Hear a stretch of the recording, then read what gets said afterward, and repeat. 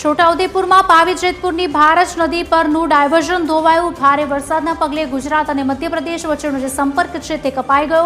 Diversion તૂટતા નાગરિકોને 40 kilometre જેટલો લાંબો ફેરો ફરવો પડશે।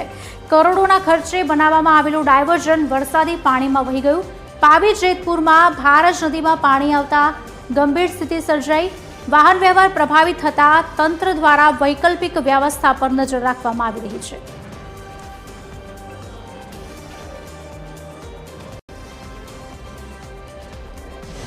છોટાઉદેપુર જિલ્લામાં વહેલી સવારથી અંદર કેટલા ભાગમાં ધીમી ધારે તો કેટલાક ભાગમાં ધોધમાર વરસાદ વરસી રહ્યો છે।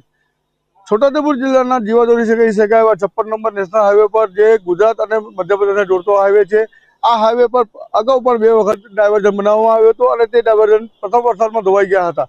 ત્યારે ગત રાત્રે પડેલા વરસાદના કારણે આપ જોઈ શકો છો કે ડાયવર્ઝન 2 ભાગમાં વેચાઈ ગયું છે અને અવર જવર કરતા રાહદારીઓને 40 થી 45 કિલોમીટર ફેરો ફરવાની ફરજ પડી રહી છે।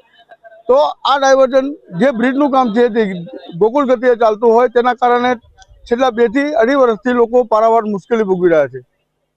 સ્થાનિક અવર જવર કરતા રાહદારીઓની માંગ છે કે વહેલી તકે નવું ડાયવર્ઝન બનાવવામાં આવે અને જે ગોકુળ ગતિએ બ્રિજનું કામ ચાલી રહ્યું છે તે વહેલી તકે પૂર્ણ કરવામાં આવે તેવી સ્થાનિકો અને અવર જવર કરતા રાહદારીઓ માંગ કરી રહ્યા છે। અજય જાની, TV 13 ગુજરાતી, છોટાઉદેપુર।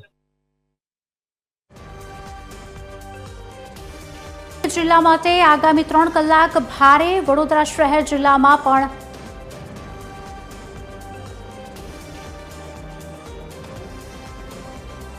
ડાયવર્ઝન તૂટતા નાગરિકોને 40 કિલોમીટર જેટલો લાંબો ફેરો ફરવો પડશે। કરોડોના ખર્ચે બનાવવામાં આવેલું ડાયવર્ઝન વરસાદી પાણીમાં વહી ગયું।